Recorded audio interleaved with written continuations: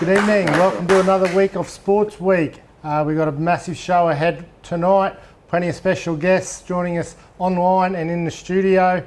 We're going to cover the Aussie Bundy Big Bash, the AFL Nines competition. We're going to cover the Spring Cup Rugby Union. We're going to talk some table tennis, barrel racing, and joining us on the line is Jason Bell. Jace, how are you? Yeah, good guys. How are you and how's Victoria?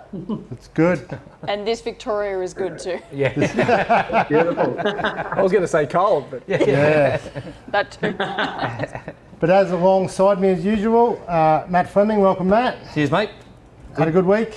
All right. Always a good week when it's your birthday last week. It is, mate, isn't it? Yeah. Yes. We're fresh on the year older we are, aren't we? Yeah. Older and wiser, they Yeah, say. supposedly, yeah. Older But and we'll wiser. see what happens. Yes. At the bar as usual, Daniel Nimmo. Daniel, how are you? boys, I've been better. I've got to be honest. AFL Nines last night. Flemmo, you wouldn't know much about this, but leather poisoning. I've got a bit of leather poisoning from the old synthetic AFL Nines football, and those who know real leather poisoning, synthetic leather poisoning's worse because it's synthetic, it's fake. And I'm turning yellow, so it's no good. Hopefully I'll get through the night and we'll be okay. That's all right. I'm sure you wouldn't have had that many touches. No. We lost. Yeah. And of course, Victoria Clark. How are you, Victoria? Good, thanks, Rhys. How you going? Good. Been a busy week, particularly in Brekkie Radio. You know, with the recent fires that we've been seeing locally. Got to make sure that we're staying up to date and getting out any emergency broadcasts if they pop up to make sure that everyone's staying safe and staying aware. Yeah, no, plenty out, not only just in our area, but right along the eastern seaboard. And yeah, I hope everyone's keeping safe and doing so. well. And yeah, especially to the fireys out there at the moment that are doing it pretty tough. So. Yeah. Reinforcements turn up. Reinforcement. I think there was some coming from New Zealand as well. So So that'll be good. yeah. All right, we'll kick the week off like we usually do. Our Grand Ridge Brewing weekly highlight. You kick us off, mate. Oh, me? Oh, okay. Well, I've got two little parts. My two young fellas have been watching the show and I'm wondering when they're going to get a shout out. So they had their first game of basketball on Friday night as their little school team, but in clubland now. And I coached them, but I didn't really have to do a lot of coaching this week. They were just on fire the whole time. So all the boys, the Norval boys, shout out to them. They're going great guns. And then on Monday, on my birthday, I got a hot tip from our man Nimmo here for his dog Granny's Paw up in Rocky as my birthday present, and come home, had a winner. Good odds. 250. Yeah, it's fine. Better than bank interest. Yeah, so that's that wasn't too bad for, even though I was at work on my birthday, but have a bit of a winner was not too bad. So yeah, good. Oh, well, we'll head down the line. Jace, you had a big weekend. Motorsport was on everywhere across the southern hemisphere. What caught your eye? Not only that, but in the world of sport. Just generally motorsport, mate. Like to have a weekend where you got MotoGP, you've got supercars, you had F1. I was living the dream. That is for me is a weekend of just total pleasure. So I didn't come out of hibernation until Monday, basically. Yeah, Awesome. No, that's great. Victoria, what's caught your eye in the world of sport in the last 7 days? Yeah, well, I wanted to, not the only one to do this, but I did want to give a shout out to the Matildas for their awesome win on Sunday during the, in the lead up to preparations for the, qualifying for the the upcoming Olympics in Paris, and they're competing in Perth tonight for the chance to head to the next stage. So, best of luck to them. I mean, they obviously did fantastically in the World Cup, in the FIFA World Cup earlier this year, even though the Tillies didn't quite take the World Cup away. The fact that the last game that they played was the most tuned into event in media for this year in Australia out of any event, out of any game, was pretty phenomenal to see how much support they were getting. So best of luck for their game tonight. Yeah, no, they're flying. Yeah. We're still riding good. that wave, aren't we? Yeah. We're still riding the Matildas wave. It's great. Yeah.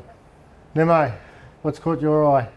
Well, Grillsy, back in the days before I was trying to become the #1 coastal real estate salesperson in the Coral Cove area, Coral Coast area, I should say. I used to be a personal trainer to the mostly to the WAGs, so the wife and girlfriends of the V8 supercar drivers, and so I got to spend a lot of time with the V8 supercar drivers, and I watch it closely still today. And on the weekend, it was good to see Davey Reynolds actually finally get a win. Actually, it's been a long time coming, but Davey finally got a win there, and that made my weekend actually, to be honest with you. Yeah, very good.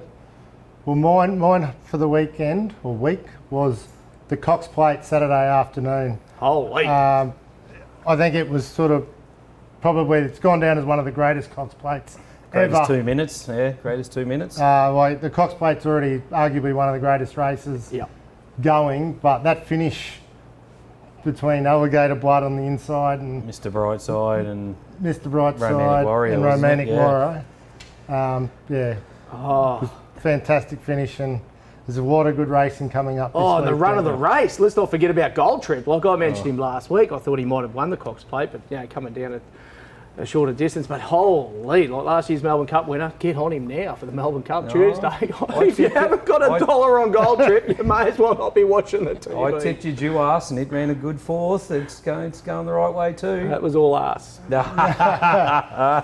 So no, it certainly will go down as one of the greatest Cox Plates probably since the '86 or whatever it was, the Bone Crusher involved. So.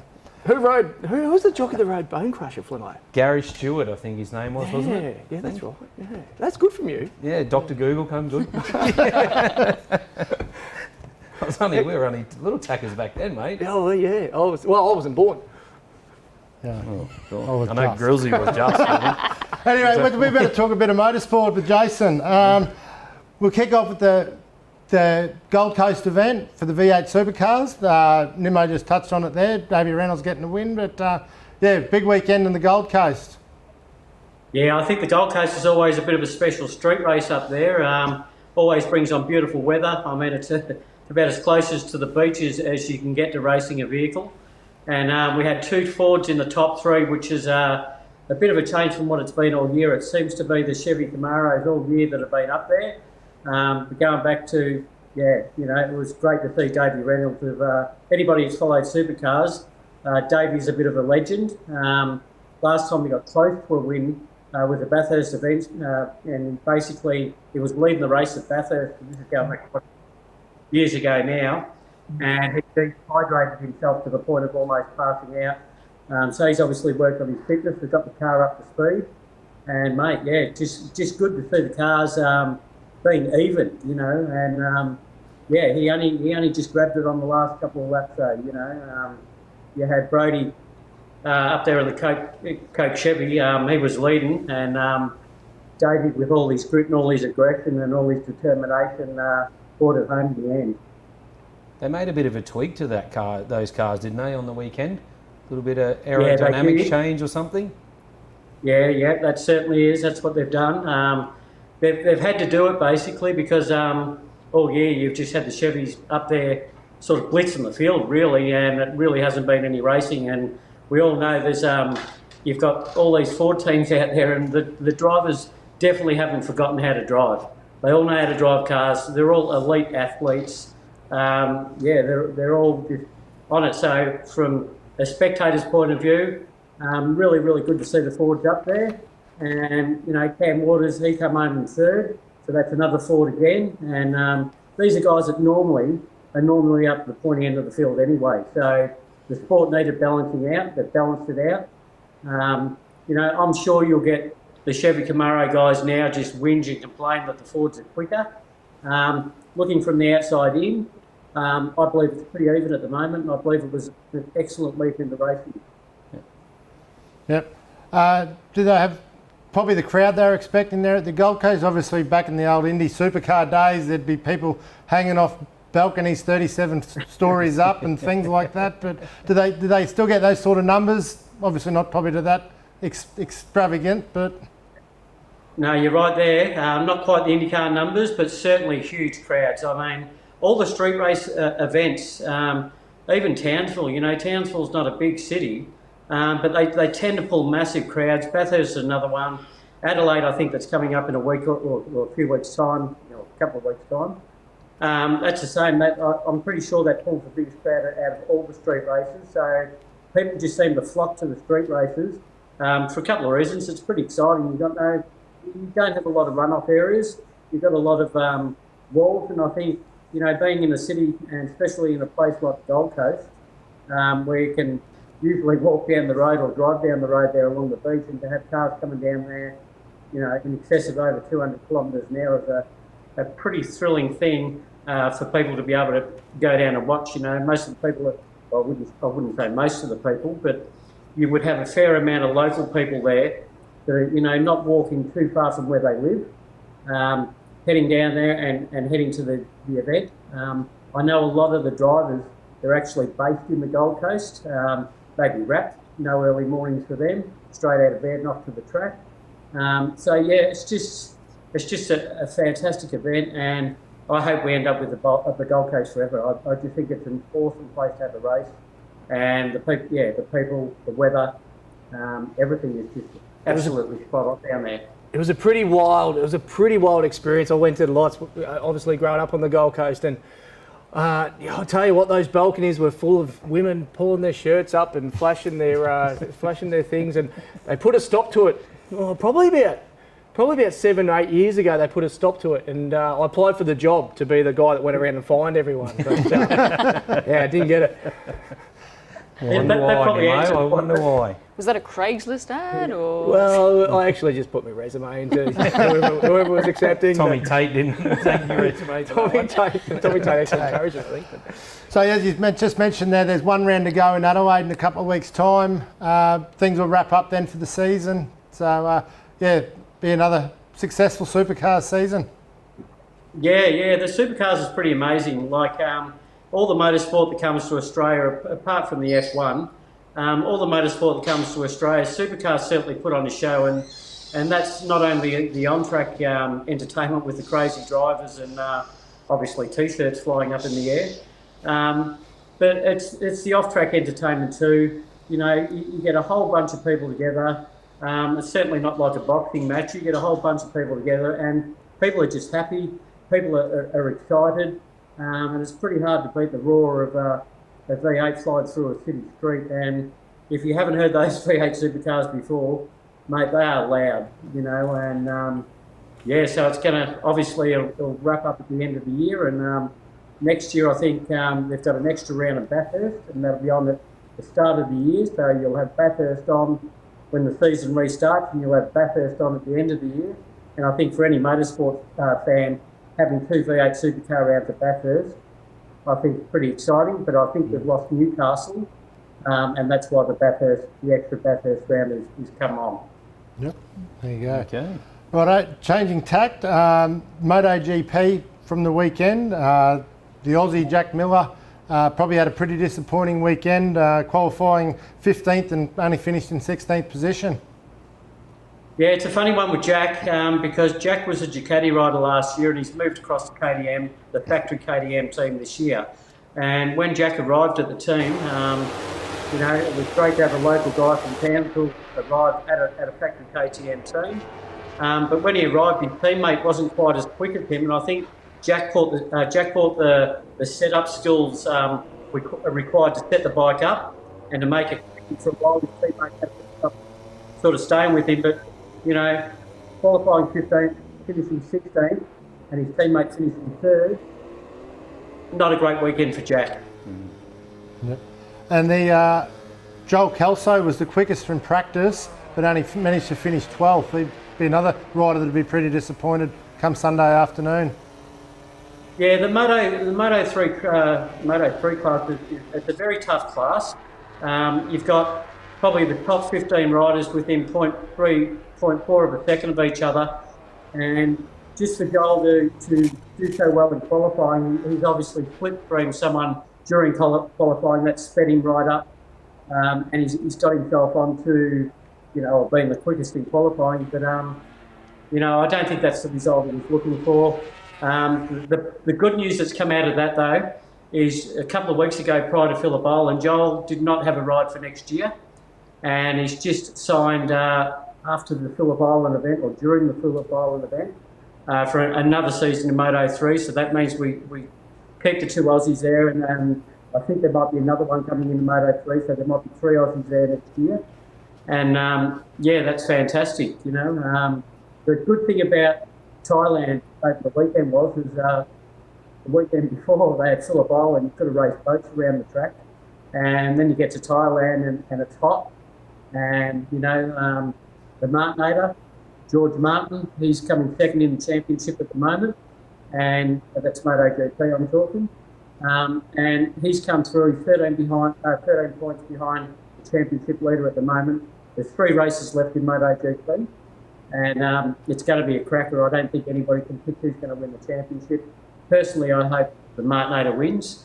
But one thing we do know, it's 1, 2, 3 for Ducati, and at this stage it looks like Ducati cannot win the champion, can't lose the championship. So it's going to be a Ducati that is world champion. It's just a matter of which rider is going to get it, whether it's Pecco Bagnaia or George Martin. Yep. All right. Changing again, the superbikes. Alberto Bautista has been declared the winner of that event. Tell us a bit about that. Yeah, Alberto. He's an ex-MotoGP rider. He moved across to superbikes quite a few years ago. He had a season where he was leading the championship and ended up binning it basically, and not winning the championship that year, finishing second. He's come back last year and he's riding the factory Ducati. So Ducati seem to be doing well in the MotoGP as well as the World Superbike Championship. So he won the World Championship last year, and he's just won it again this year. So he's now consecutively twice world champion.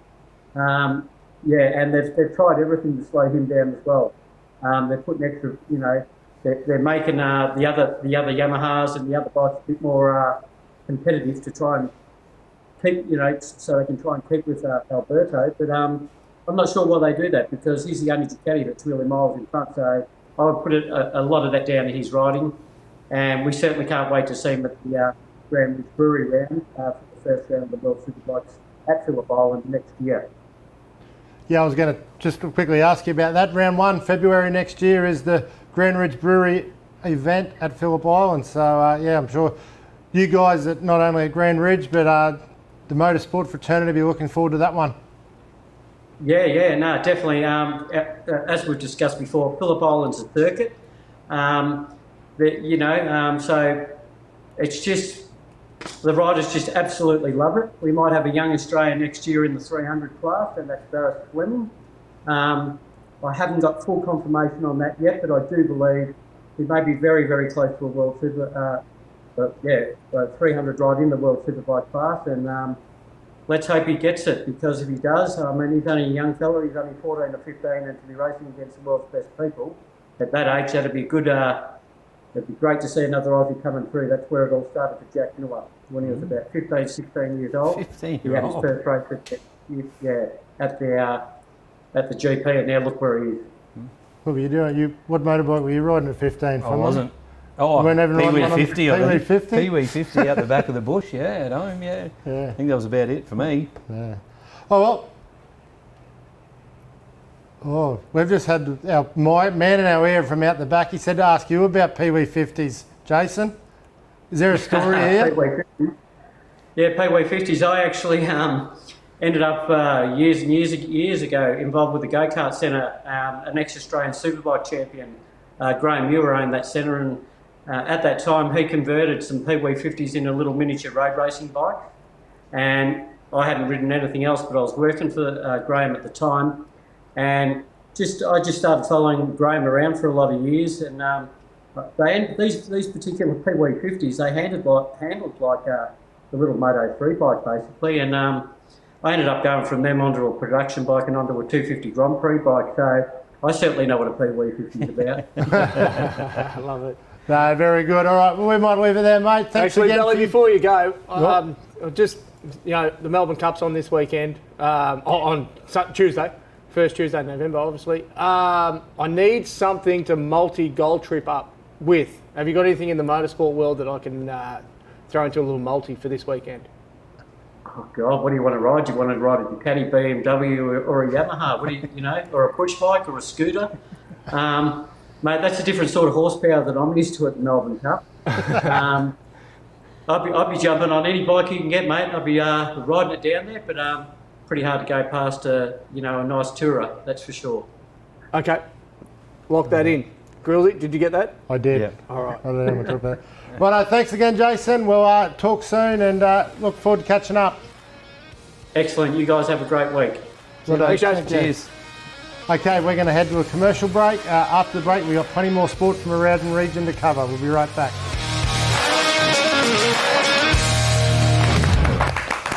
Our programs are made by the very heartbeat of our town. It's our people that make our programs about us and what we do.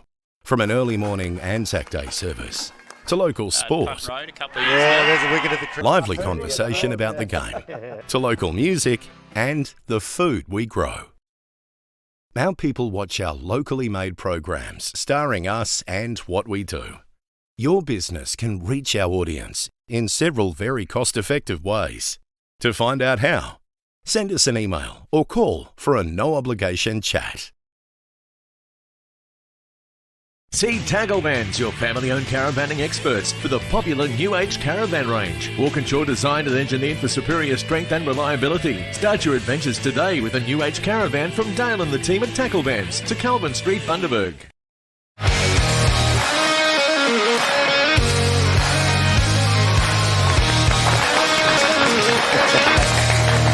Hello, welcome back to the show. Okay, time for Victoria's got a special guest over at the bar with her. Vic, who we got? Thanks, Rhys.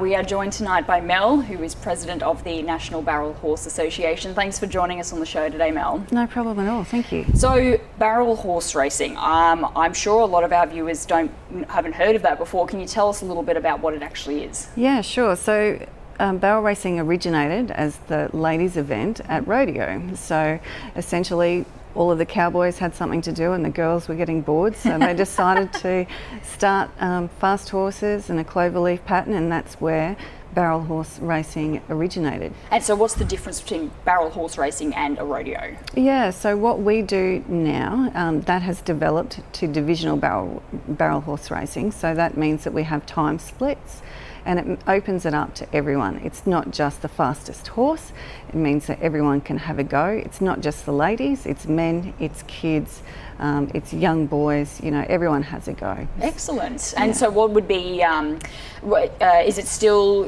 predominant, do you have mostly ladies and some of the blokes as well, or is it pretty evenly matched now? No, definitely it is more the ladies who are stronger in the sport in Australia. In the US, it's actually more supported by males. Okay. A lot of the trainers, the big name trainers, are males. So it's definitely, when you go across to the US, you can definitely see the difference. Right. So, so this is it inspired by what you were seeing done in the United States, and you saw a niche that needed to be filled here in Australia? Yeah. So National Barrel Horse Association actually originated in the US, so we are we're affiliated with them. They started 30 odd years ago over in the US, and it came to Australia in 2008. So we've been going relatively recent. Yeah, absolutely. And how have you seen it grow over the years? When I first started with National Barrel Horse Association, we had one district, and that was originated in southeast Queensland, and we have grown now across Australia. So we have about 14 or 15 districts across Australia, and we've gone from having about 120 members to now having over 800. Wow, so, yeah. That's incredible. Well done. Yeah. And is it pretty evenly, are these associations pretty easily spread or equally spread across the different states of Australia, or are you still seeing a big central hub here in Queensland? It's definitely very well supported here in Queensland, given that was our home. And surprisingly, we have our strongest districts around southeast Queensland, but it's very well supported in far north Queensland and definitely central Queensland as well. They're our biggest districts. Rocky. Yeah, absolutely. Rodeo Rocky. Rodeo Rocky, absolutely. And so, Mel, in a like a competition context, what do barrel horse? What's involved? What do the riders actually do? Yeah, so it's really, it's definitely a bond between you and your horse. You have to have a lot of trust, and they have to trust you. And I guess it's really about going through that arena as calmly as you can and then going as fast as you can.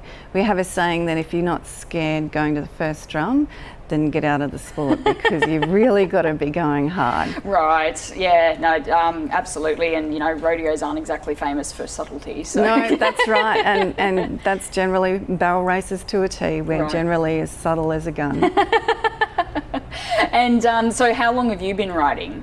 I've only been, well, I was riding when I was a small child, and then as I left the property when I was about 15, came back into the sport 25 years later. My sister decided that she wanted to go barrel, she wanted to compete, and I was going to go with her.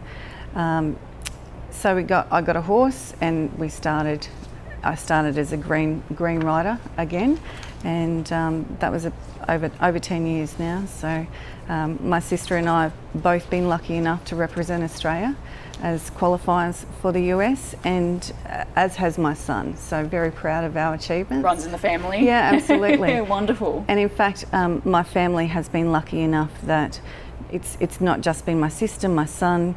It is my niece, my nephew, my dad, and my brother. We've all rode, we've all become champions in our sport. Amazing. Oh, yeah. Wonderful. Well done. And so if other people are looking to get involved, Mel, how can they go about doing that? Definitely look up one of our Facebook groups. So your local district will be available to you. Otherwise, you can look for the National Barrel Horse Association page. And one of us will be able to help you. Excellent. So you said that this is, you know, it's grown from a starting point in central Queensland. It's now, the association is now spread all across Australia. Yeah. I imagine you would probably travel a fair bit as president of the association. I do try and get around to a few different districts, and been lucky enough to compete. Most recently, we have had our national show in Kilkhaven. So that was about 4 weeks ago, and we had about 500 riders there, so that was really well supported. We had lots of young up and coming kids. We have a seniors, which is over 50s, and you know, we just had a ball. It was a great weekend. That's really great that there's something for everyone there. You don't have to be a particular, well, you know, you've obviously got to be very skilled, but you can start from the bottom and work your way up. Absolutely. So, and that's how our payouts happen as well. So the fastest rider gets the biggest chunk of the pie, but certainly everyone gets a piece. And we were lucky enough to do payouts of over $50,000 for the weekend. We were able to give away 5 saddles and plenty of other prizes as well. That's incredible. Well done. And so do you have any more events for the remainder of the year, or will you be starting fresh in 2024? Not for our local district. It's finished around Bundaberg at the moment. We will need a much needed break, but certainly there's going to be a few different districts that are finishing off the year. Excellent. So what will be, you know, you'll be heading into 2024. What will be first on the agenda? Generally, we try and start our events after wet season. Okay. So we try and look at first event towards the end of February, March. So it's weather dependent a lot of the time? Definitely. So it's more just about not having our horses or riders overheat during the summertime. Yes. And definitely it makes it hard to run when it's really wet. So we try and just wait. Okay, so you know, you'll probably start kicking off again in the autumn months. Yeah, absolutely. And so what do you do during the down season?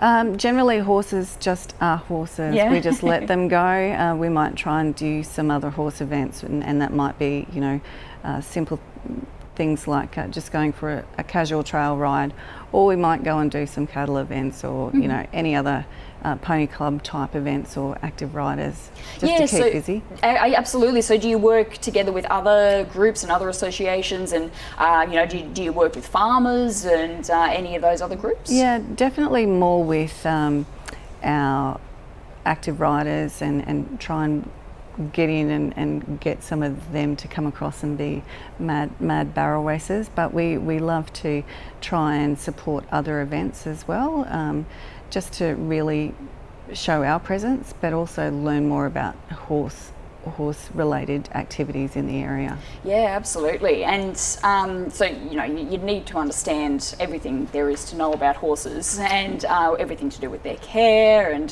their needs as well. Is that something that you just sort of learn as you're bonding with the horse, or is, you know, do you have courses with vets and, you know, biologists? Who do you work with? We're pretty lucky because we have, each of our districts is run by a group of people. So generally that means that there's more experienced people, and we try and run clinics, we try and run care groups and try and give as much advice as we can. Excellent. And where do you keep your horses? I'm lucky enough to have them in my paddock at home. Oh, wonderful. Yeah. So they're part of the family. They definitely are, as my partner says, and he's not into horses, but they're just like big dogs. They just cost a lot more. Wonderful. Well, Mel, thank you so much for having a chat. Thanks for telling us all about the association, and for also giving a bit of information about how us here in Bundy and throughout the Wide Bay region can get involved. So thank you. Thank you. And I'll hand back over to you boys at the desk. Interesting. Yeah, very interesting. Watch See, some of them horses with Watch some Yellowstone, you get to see a lot of that. Yeah. I've actually seen it live before. It's actually really good. Yeah. It's intense. Over 50s is to a pretty close. You might be able to get a right, horse in a couple of years, so. I haven't ridden a horse since I was 18, so there you go. Well, there goes always the time you can take it back up again. 30 years ago. No. Thank you, girls. That's great. We're going to head to another commercial break, and after the break, we've got Dave Delpratt joining us from Bundaberg Table Tennis.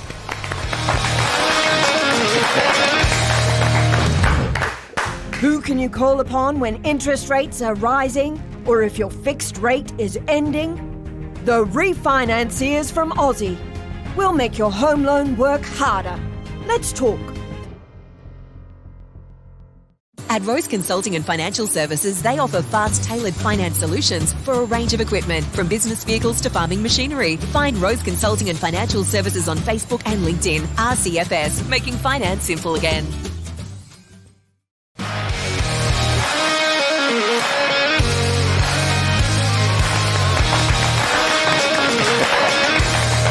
Welcome back to Sports Week. Okay, we're going to talk something a little bit different again. Joining us from Bundaberg Table Tennis Association, Dave Delpratt. Welcome, Dave. Thanks very much for having me. It's all right. Big tournament coming up this weekend around the school scene. Yep, so it's the Bundaberg section of the Queensland Schools Championship. Winning teams and runners-up in each age division will be able to go down to the state finals in Brisbane at the beginning of December, and hopefully we'll get plenty of teams down there, and hopefully they'll do as well as they did last year. We had quite a few teams who do very, very well down there. We usually do, in actual fact. This competition's been going for quite a few years now, and Bundaberg has always been a big supporter of it, and always done pretty well. So yeah, looking forward to it. Yep. And, so apart from in Bundaberg, there's been a few other regional centres that have held events? Yeah, there are about 4 or 5 different regions that are holding it. Rocky Head won last week, and then I think Brisbane and Gold Coast and Toowoomba later on this week as well. So then all those teams get down to Brisbane and on December the 1st, and see which teams are the best, or which schools are the best in Queensland. Yep, so you mentioned the schools, so players pay for their school? Yeah, yep. So there are 3 divisions. There's Hopes, which is under 12, Junior, under 15, and Open, under 18. So girls and boys, and so plenty of kids get involved. It's really good. A lot of our club members play, obviously, but also there are big numbers of particularly primary school players who aren't in the club, but I'm sure they'll be coming along and having a really good hit. Who's the gun school? Probably in each division. Yeah, probably in the Open. I think might be Bundy High will be pretty strong. In the juniors, it's a bit of a toss-up because there are 2 or 3 pretty good teams. Maybe Shalom, in both the boys and the girls will be fairly strong. And then the Hopes, another one is very close. There are 3 or 4 teams which have got club players in it, and they're all very evenly matched. So should be a really good competition, I think. Good. No, it's a pretty competitive sport, Dave. I know my kids. I've got 2 kids that go to BCC, and one that goes to Bundy High. So that's 3 kids that I know of anyway. And BCC, they do really well in the table tennis competition. Yeah, they've been one of our great supporters over the years, and certainly, well, they actually won the Open Championship down in Brisbane last year. Yeah. In a fantastic match against the Bundy High team in the final. It was one of the best matches I've ever seen in my life. It was fantastic. So the 2 teams went all the way down there to compete against each other? Yeah, so in the Bundy tournament last year, they were almost dead even, and great match, and then they even exceeded that down in Brisbane. It was just a brilliant match, and it went right down to the last point in the final game. So, well, that'd be great for you to watch, wouldn't it? Yeah, but it was just a standard play too, because they're all players who have either played for Queensland or been pretty close to it too. Yeah. So I think a lot of the other players who from the other schools and other regions who haven't seen that standard, I think they were probably blown away by it too. But, that's the sort of standard we do get up to. Yeah, so it'd be great satisfaction from you though to sit back and watch that unfold. And not wrong. Know that you're hosting these guys. Yep. Yeah. No, I was just so proud of those boys. The way they played and the way they conducted themselves, and just the standard of play was brilliant. Yeah, that's excellent. Yeah. So on the club side of things, we're getting later in the year, things wrapping up, or how's the season working for you guys there? Yeah, well, we're about halfway through our spring season, which is the last. We have 3 seasons in the seniors every year, and so we're about halfway through that season, and also the same thing with the junior competition on Friday afternoons. Next weekend we head up to Rocky to play against Rockhampton. That's been going on for the last about 50 years. Just an annual teams competition against Rockhampton. They come to us one year, we go up there the following year. We play for a shield called the Cree Shield, and unfortunately Rocky generally wins it, but we'll be up there trying, that's for sure.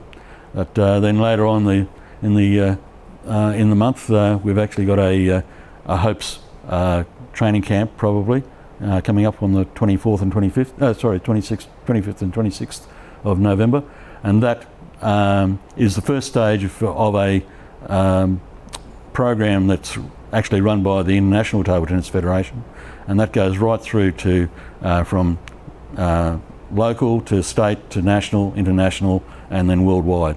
It's an incredible program, and some of the players who have gone through that, even from Australia, they've gone on and become very good players, and become quite well known around the world too. So it's an important event for our kids to get involved.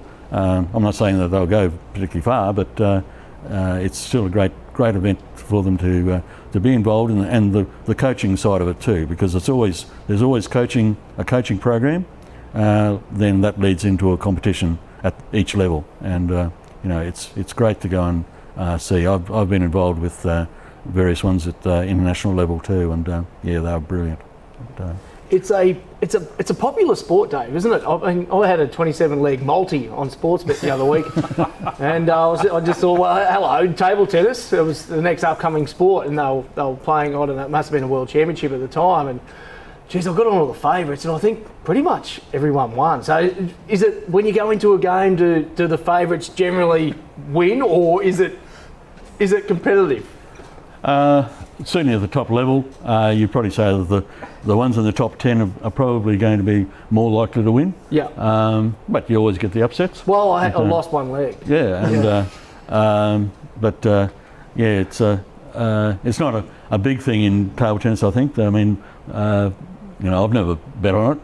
I wouldn't. You're probably not allowed. Well, yeah, that's part of it too. But I'll call you.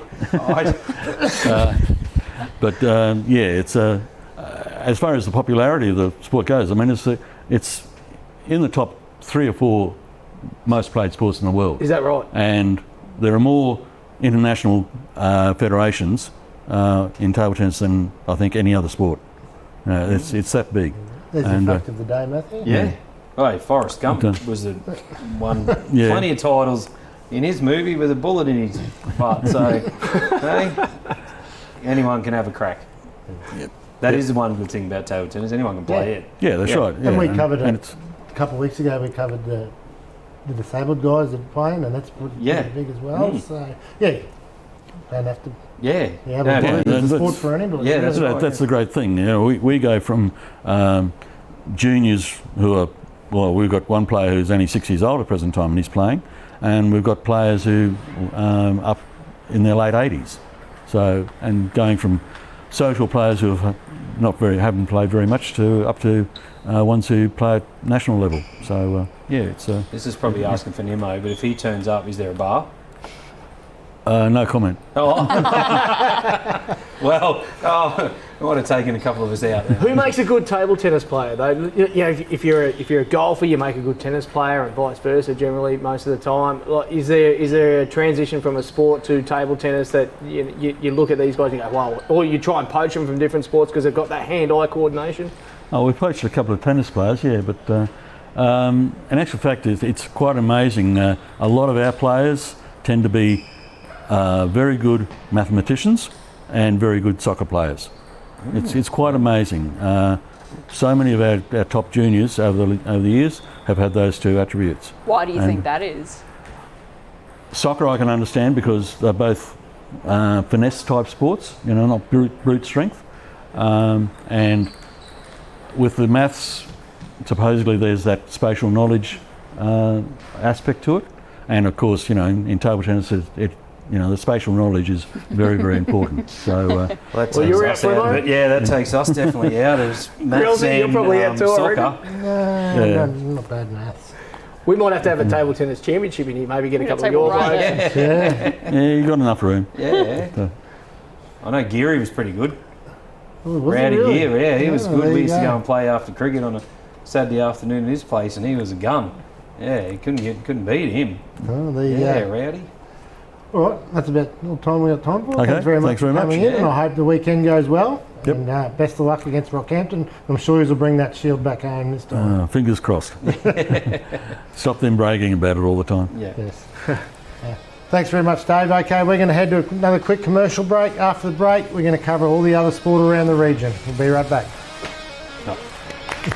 Thank you. Thanks very much. That was great.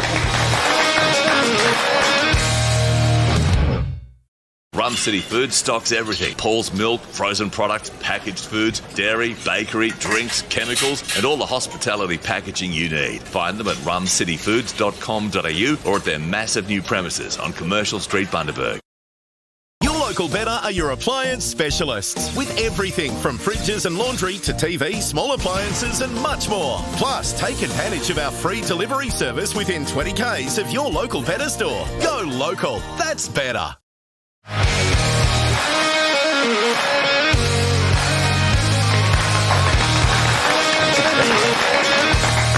Right, welcome back to the show. Okay, it's time to cover a few of the other sports that have happened around the region in the last week or so. Kicking off with the AFL Nines from Tuesday night.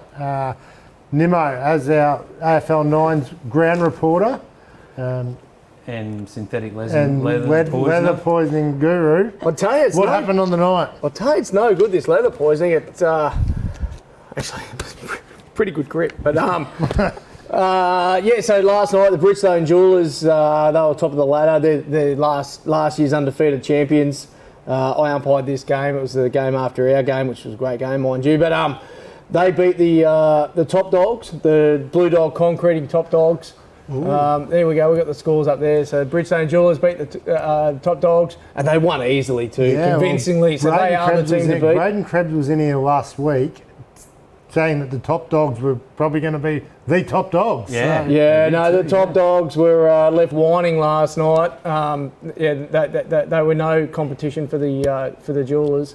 The Jewellers looked the team to beat, second to the Green Solutions Wide Bay Green Machines, who unfortunately went down last night to the Bundy Mulch and Chip Lumberjacks.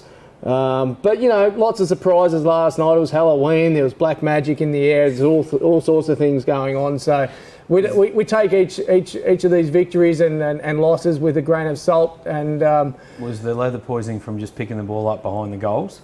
No, I got leather poisoning from umpiring. Oh, umpiring. Okay. Oh, did I say I was playing? No. Yeah. No. Throwing it up all the time. Yeah, no. I see the Triple M Broncos got a win. They did in the social comp, so they got a lot of newbies. So it's SK and Casey, yeah. It's a bit of a mixed team, that one. That's the competitive group up there. The Jelly Beans, they defeated the Real Way Code Hoppers. That was pretty convincing win there. And so the Broncos defeated the Metro Magic. So that's a so Metro Murph Magic. And his crew are no good. Well, you know what? The Metro Magic seem to have about 15 players on the bench every week. You look over and there's Metro Magic shirts everywhere. Great for the Metro. Great for the Grego leading him around last night? Is that why they got lost? Who? Grego? Yeah. Oh, Grego. He walks in circles, the kid, doesn't he? He doesn't know where he's coming. He doesn't know his other where he's coming or going. Grego. He's trying his best, but he's not. He's I don't not think up to the Grego standard of could be AFL. social, can he, at footy? He's not. Well, he's not up to the standard of AFL nines because it's a friendly game of football, Flimmo. And no, Grego, we're only having a go. It's a synthetic poisoning talking. So that's the AFL Nines competition this week. I can tell you, I can confirm that the green machines, the Wide Bay Solutions, we're no longer on the top of the ladder. So I don't have to have that argument with Krebsy again this week. But but we will. We're not sliding fast. It was the loss we had to have. So no games next week for Melbourne Cup Day? No. So we will definitely play next week. Wednesday. We moved to Wednesday because there's a couple of captains that were unavailable to lead their teams onto the paddock. You guys due probably to being know at Melbourne Cup functions. It is Melbourne Cup Day. Let's be serious. So this is fair cool. And gold trip for the Melbourne Cup. Rightio, thanks Nimmo. So another big night there of AFL Nines. Last Friday night we had round 5 of the Aussie Bundy Big Bash. The Tagglevans Taipans took on the Better Heat. It was a pretty good game of cricket. Yeah, it was. 360 odd runs for the night. Taipans batting first, 6 for 188 with Mitchell Waters top scoring with 79 and Jaden Bond with 43 in a hurry, getting him off to a flyer. And then in return, the Better Heat were cruising as well with Ryan Norton 47 off 26 and Ardman Kowski 40 off 27 opening the batting, and sort of thought, hold on, they might get these here, and just lost a couple of crucial wickets but fell 7 runs short. Finished their 4 for 100. They were unlucky, weren't they? Like the wind played a big havoc in that game because it was blowing towards the grandstand, of course, and the pitch was on that side, so there was a lot of big bombs hit, and they were probably unlucky when young Paddy Marshman dislocated his knee while batting and had to get taken off.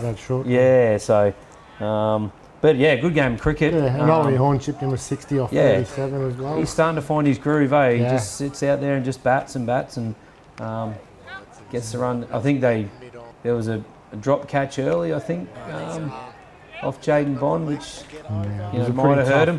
Was it a tough one? Oh, okay. Well, actually, there was a lot of poor fielding in this game. I think that we counted in commentary about 10 or 11 drop catches between both sides. Oh, there was a couple of missed run-outs too that kind of looked like the European Cricket League that we, have a bit of a go at all the time. I think it'd be great if it was on there. That I think Roy Heath threw one from about 2 metres and hit the bowler in the knee. And they were out. And then I think Mitchy Waters had one similar and didn't glove it either. So, that's up. That went up. Catch it? Oh, this was a drop catch. Oh, no. That would have been hard. Lost that in the light. Yeah, they were saying that it was just so windy that it was just swirling as it was coming down. Oh, and then he took that catch. That's right. So Mitchy batted well, but he just stuck to it, and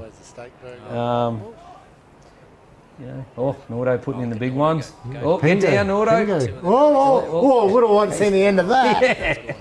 You might have been They over the might boundaries. They might have won by more. Yeah. But yeah, you with can- the win, you just see with the flags there, you just had to get it up in the air. so, and yeah. it was, Ollie was it having a was bit of full. trouble with his footing. He fell over numerous times bowling. he did in the rep game the other week. Yeah, he's might need to get some longer spikes, I reckon. So, sort of shakes the table up a little bit. I think if these two teams are now equal on 4 points, and Pies will have the chance this Friday night to move to 4 points with them. So, halfway mark after this game, so it could be really tight.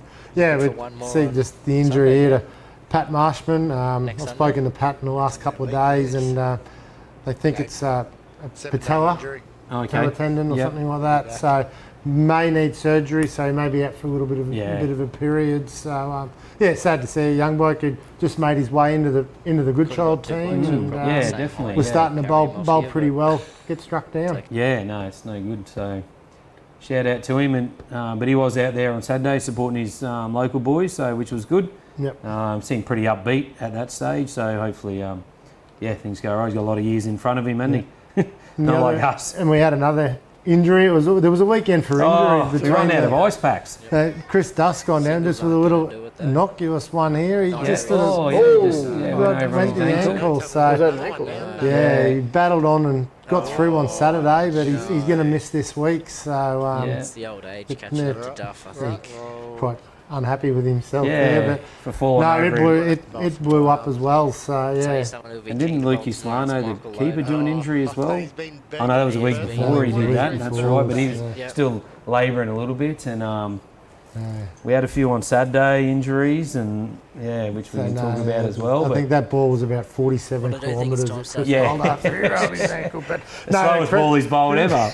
Credit to him, he did get back on and then help the boys out on Saturday, and he's low on troops, so he's going to miss this week. Yep. So.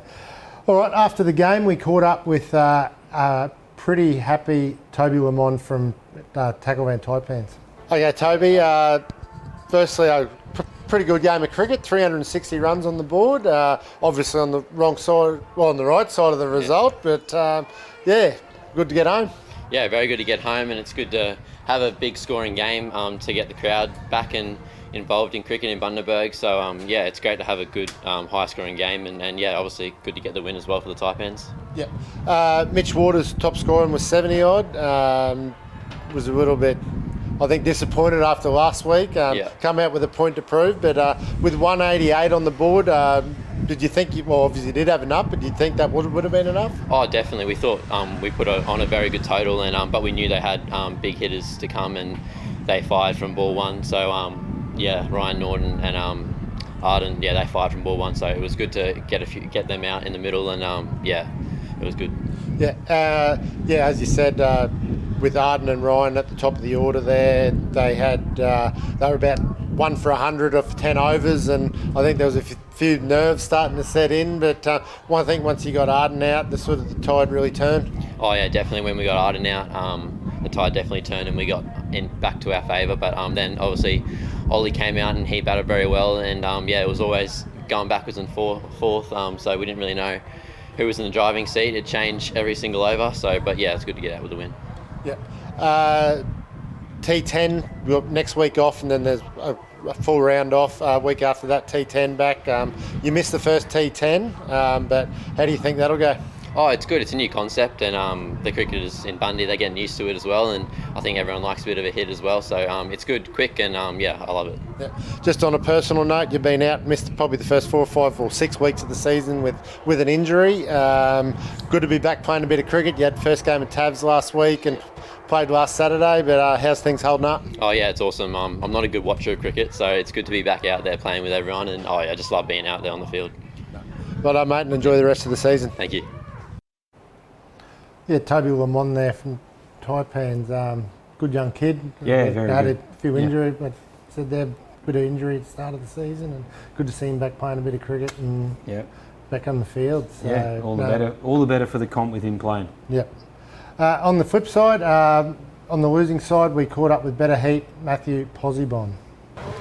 Okay, Matt. Probably disappointing loss, but probably didn't field the best, and if we let them get at 188, wouldn't be real happy. Yeah, definitely some errors in the field, some key factors that we can work on for our next game. Tough conditions out there with the breeze, a couple of those high chances were swirling around a bit, but yeah, it's something that we definitely thought we should have done a lot better.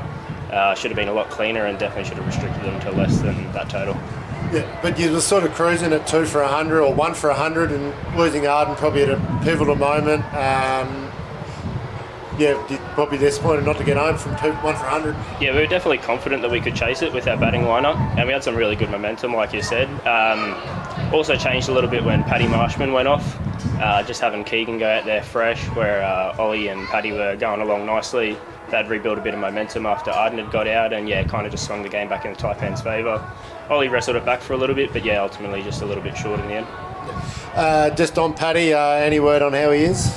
Not sure. I know that he popped his knee, but he was gone before we got back out. But hoping he has a speedy recovery and hope it's not too bad for him. Yeah, like we all do. Moving on, next game, T10 in 2 weeks' time. Not sure who you got, but looking forward to getting back into the T10s. Yeah, looking forward. Hopefully we field our first full strength side. Sammy Pearson hopefully comes back. We've played pretty well so far, not having a full strength side, so it'd be nice to pick up all our team members towards the end of the season and build a bit of momentum before finals.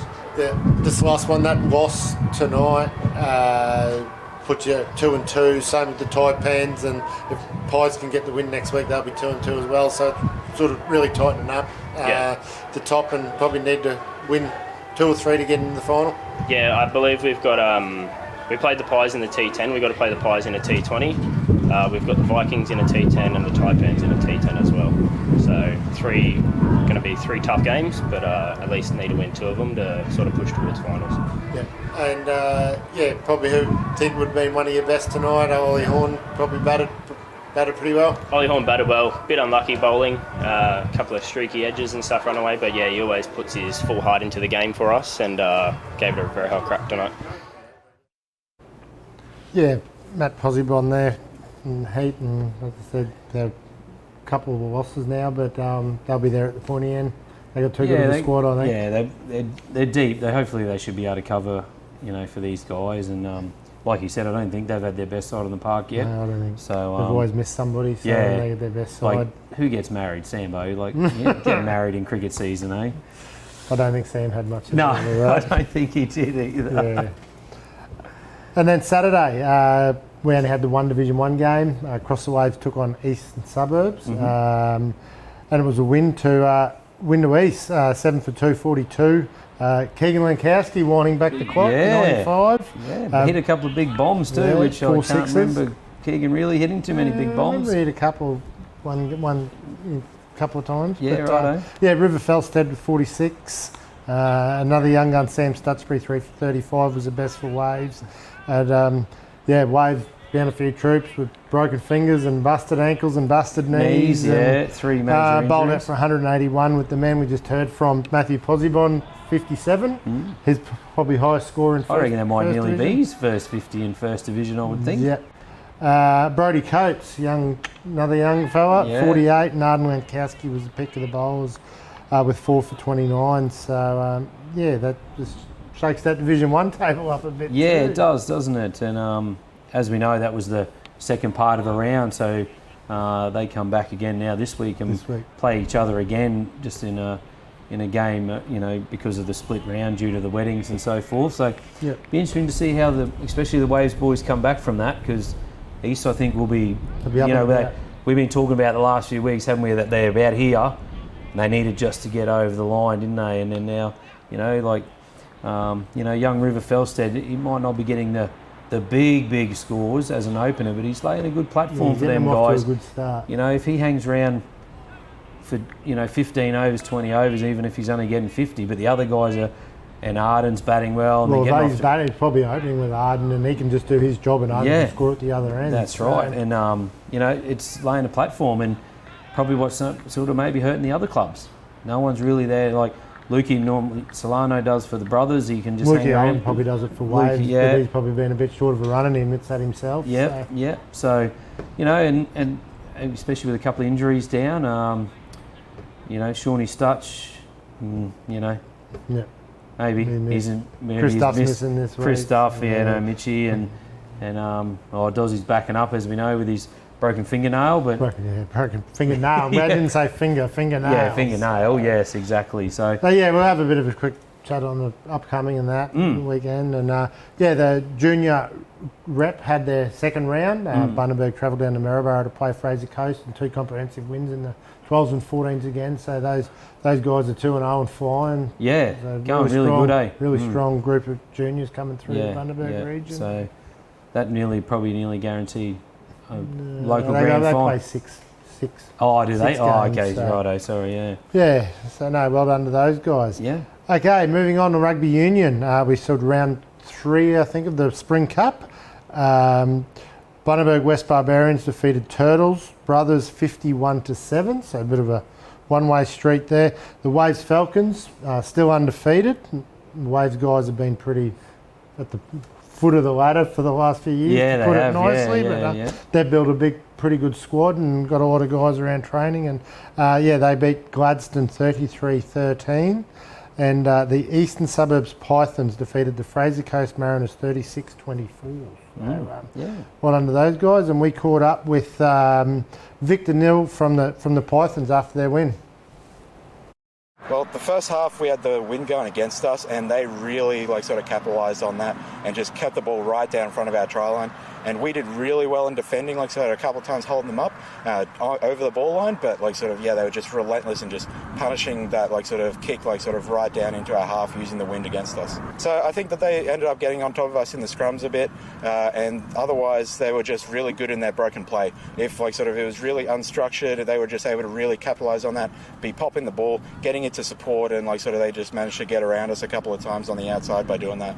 Yeah, so the ball got kicked through and our guys just kept chasing, and their player was just sitting there waiting to put it down over the line, and he just didn't do it. And then he went and he just tapped it, but the ref's call was that it had to be fully pressed down with both hands, a clear effort to ground the ball, and he did not do that. So our players just dived on it and took the opportunity, and that was just what happened all this game. It was who desired the ball more and playing to the ref's call and trying to get on top of it and being able to play those loose balls and get through. So there was a couple of times there where we chased through and really capitalised out on, got some tries and managed to turn the game around. The season's actually extended this season, so it'll go through till March. So we're a couple of weeks in. Unfortunately though, it hasn't gone our way. We've managed to have a real couple of close games and one where we even tied, but we're still chasing that win, and we're really hoping to get that tonight, and we just couldn't get there in the end. I think it's going to be another difficult game, heading up to Bundaberg for it. We've had a couple of players who are out injured and a couple who've been sick, COVID's been going around again, and a couple of other things which are keeping numbers low. But we're still going to show up and we're still going to put it to them, and we're going to try and win this. We just had a couple of plays during the game where, unfortunately, people just ran off by themselves, or the support play was a little bit slow to get there, and we just really need to secure that ball and keep it, because unfortunately, you can't win a game of rugby without the ball. We did came out on fire. We took them by surprise. We used the wind behind us. It was just about an hour before we left Bundaberg. We had some boys pull out from work commitment, but the coach decided to reshuffle his team and make sure we have the right players on every position, and the boys respond. I think the win was our 16th player today for the first half, and our boys used it very well, and we knew that we were going to go against it, so it was very important for us to make sure that we put enough points up there before halftime. I think our forwards, they dominate the defense. They were putting up a good wall, but unfortunately the boys got excited a little bit more, and they were just rushing it, impatience, and just putting the hands where they're not supposed to be, and just spoil it. But our defense was our main key today.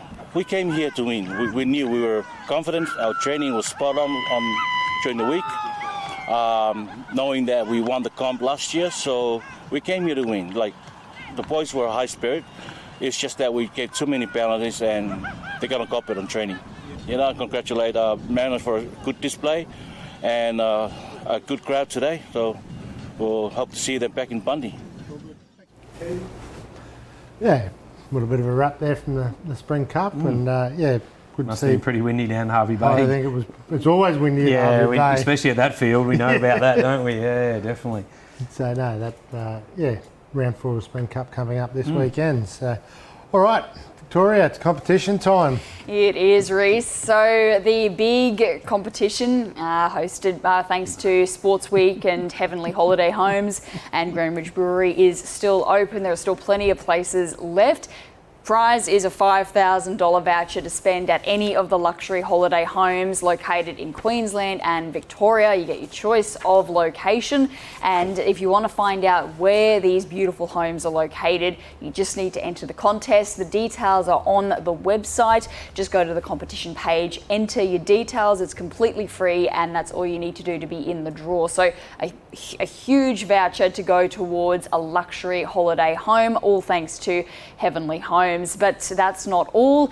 The lucky winner also gets 2 cartons of Greenwich Brewery's award-winning Golden Ale and Pale Ale and Twisted Sister apple cider as well. But that's not the only one. We've also got $20 vouchers to Freshfields Bakery, which go to any of our lucky audience members who join us for the weekly Sports Week program every Wednesday night. So make sure to get in touch with us, reach out to us over the website or through any of our socials so that you can come along and be a part of everything that goes on at Sports Week here every Wednesday night. And for that, you get a $20 voucher to spend at Freshfields Bakery right here in Bundy.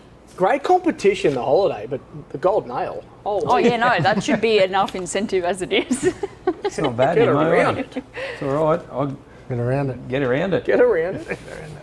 Over the course of the show, if you come and sit in the audience, you can watch the number of cans just slowly diminishing as the show goes on. Back to you, Rhys. Talking about. No, just trick TV. Yeah, exactly. All right, we're going to head to our last commercial break. Coming up, we're going to preview the next week in sport. We'll be right back.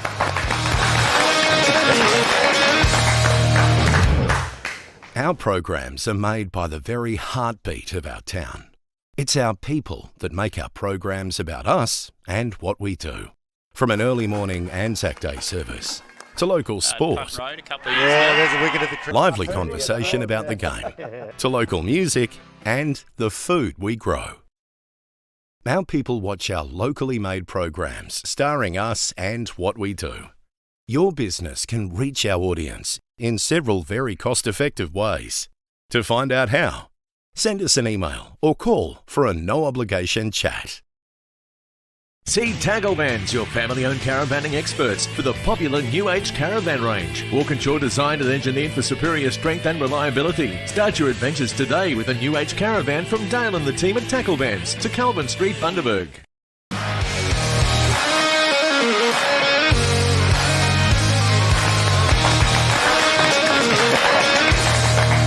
Welcome back to the show. Okay, it's time to preview the next 7 days in sport. Kick off a little bit of cricket locally. Pies versus Vikings Friday night, Matthew. Yep. And the Pies continue their win streak. Oh, do we ever want the Pies to win in, well, any sport really? But of course we do. Oh, you do, because you're, a Pies man. But, it'll be a good game, hopefully. Let's make another good game of cricket. That's all. Vikings got to get off the bottom. Yeah, that's right. They should have some troops back, I would think, this week. Yeah, I would think so. The Peterson boys. Scotty Irwin should be back. Jesse Richardson out for the Pies. Oh, is he? Fallen off a machine at work and done his ankle. Oh, that's right. I did hear that. Yeah. Yes. And you're broken down. Yeah, I'm broken down. So there's 2 guns down. Two heavyweights. I heard a joke about the Headlands Pies. There was an alcoholic, a toothless bloke, and a homeless guy all walked into a bar. Oh, and that was just the first bloke. Oh. Wrong pie, that's Collingwood. That's Collingwood, you mate, come on. But not bad. Yeah. Well, some of your best, mate. I think that is Billy's team, isn't it? Yeah, it is Bill's team. Saturday, Cross the Waves taking on East again, as we said before the break. Brothers taking on Norse. Norse will still want to get off the bottom. I think Brothers might be a bit vulnerable for this one. I think Jeremy Haxman will be out, as well as they lose Paddy Marshman. Ollie Bogue. No, I think Ollie's in. but Sambo Pearson should Sam's be back. in there. Sam's back. I think so. Yeah, it'd be good to see North get a win, and Handel should be back, I think, for North. Brendan So Handel will be in back, Bondi, hopefully. Yeah, as I said, they're just not far away either, are they? Like they're right there. It only takes one game. Yep. So. Yep. And Sunday, the Good Child side's off to Maryborough to take on Fraser Coast in round 2 of the Good Child Shield. A few changes: Brendan Hanley, Harry Kuroski, and Jaden Santa Catarina are in. Yep. Ollie Bode, Pat Marshman obviously missing with that injury. Jeremy Haxman are out. So yeah. 2 new rookies. 2 new rookies. Or? 2 new debutants for us. How do you say that? Yeah, debutants. Is that what I said? Debutants. Debutants. Well, 2 new guys playing their first game. There we go. Good to see Harry getting a shot. He's the leading wicket taker of exactly. Comp, so and he deserves a go, doesn't he? Like he's getting rewarded. Yeah. I hope the boys go good. I know we need them. Well, from Bundy cricket point of view, I know this is a crucial game for us. As we know, we lost to South Burnett last year over there. And we've got to go there. And we've got to go there after Christmas, so we want to be, 2-0 going into that as well, I think. So, yeah. Yeah. And the Cricket World Cup continues. Nimo, you've been catching much of the Cricket World Cup? Oh, how good is it having a game of cricket on 6:30 every night of the week? Oh, how good. And what about the game on Saturday night? Yeah. Oh, I'll tell you, it just Can happened. you remember it? Which Well, it game just was happened to be that we were at the same venue. I think Grills had thrown all his toys out of the cot and he spat his dummy and he bolted somewhere. What game was it, Nimo? We were able to watch the Australian game versus New Zealand. Oh, yes. Good. And let me tell you, what a game that was. How about the run chase from New Zealand? That was cracker. That was something else. Something out of the box. And playing on a postage Australia held stamp. on, and as predicted last week, I think maybe Australia and South Africa. That's what I was running with last week. Anyway, I'm sticking with it. Okay. Yeah, well, we've got England this Saturday night. So as much as England's lost nearly every game. Yeah, don't write them off. Yeah, no, never write them They'll be off. hurt and they'll be popping a barrage in their media. The press will be on to them over there. And wouldn't they love to upset Australia's apple cart? I reckon even King Charles will be... He might have the sword out, not for knighting him, maybe for something else if they go 0 whatever they are, 1 and 6, 1 and 7. 2 games. So no, it's going to be a very a month ago, Australia weren't given a chance, and then they're talking about them. Afghanistan are in top 3. Paki's just knocked off Bangladesh, so it's close. Yeah. It's right up there. So the last round of the AFLW. Yep. The Wine girls have probably let one slip last weekend because. Yeah. What did you make of that $1 million they put on the line for the? For the combination of men's and women's? They did a ladder. Yes. Yeah.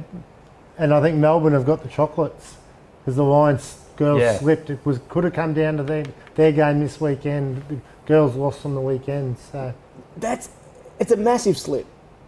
Especially to lose to St Kilda. Yeah. It's like I think if they beat Melbourne by a bit, they could still get it, but it's a real rough chance. Yep. It's like they just rolled out and everyone just stood on a banana peel. Yeah. Holy, I haven't seen a slip like that since something that slipped really badly. Okay, we have the final rugby league. There's the final of the Pacific Nations tournaments. Yep. Australia taking on New Zealand in New Zealand. Do we give New Zealand a chance? In both or just the men? It's the women as well. The women as well. Oh, I think in the women they're a massive chance. They knocked us off last week. Yeah, they knocked us off last week. Did you guys see the haka? Yeah. And the Mexican standoff? Yeah. Mm-hmm. Wasn't that the best thing I've seen on TV for a long, long time? Yeah. Probably going... I don't think that's what the haka is really intended for, is to get that close. I don't ever think the rugby union guys have ever been where they've gone toe-to-toe. I mean, good to see, but I mean, it's got to be hard considering half the guys you play against, they're your teammates one week, and then next week he's looking at you like he's going to kill you. Yeah. So, and he looks like he's going to kill you. Yeah, he does. I mean, it'd be hard for the guys to be so serious sometimes, especially that game, which was a bit of a didn't really matter kind of a game, but you're still wearing your country's jersey.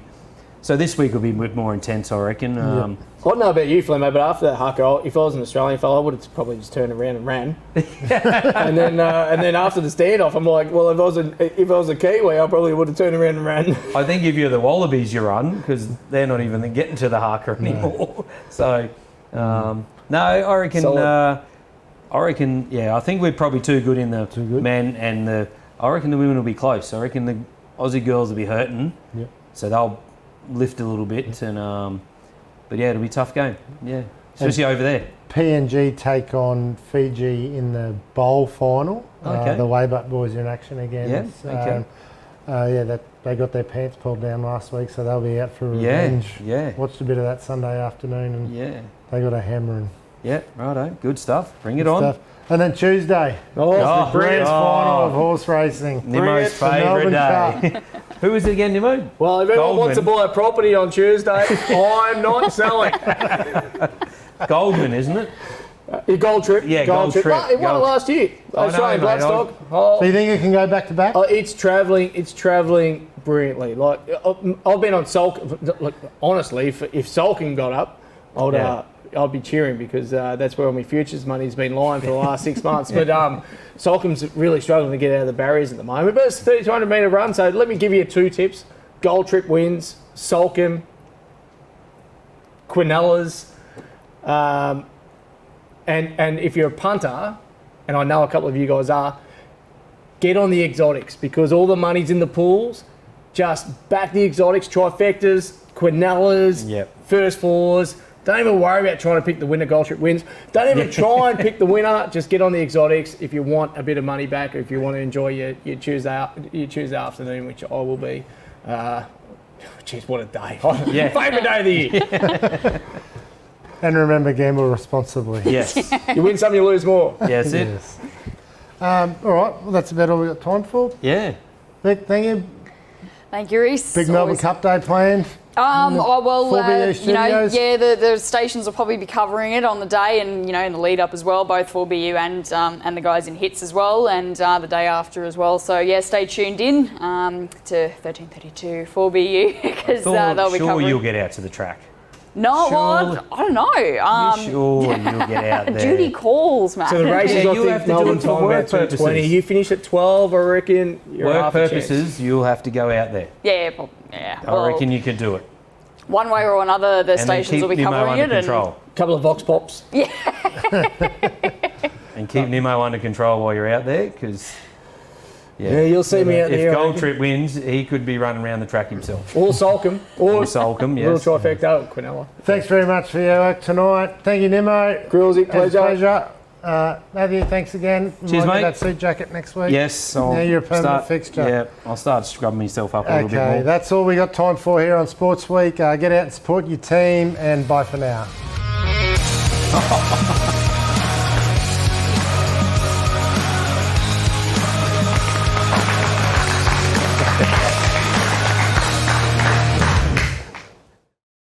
This is the QITV network returning locally made programs to the Wide Bay, Central, North and far north of Queensland.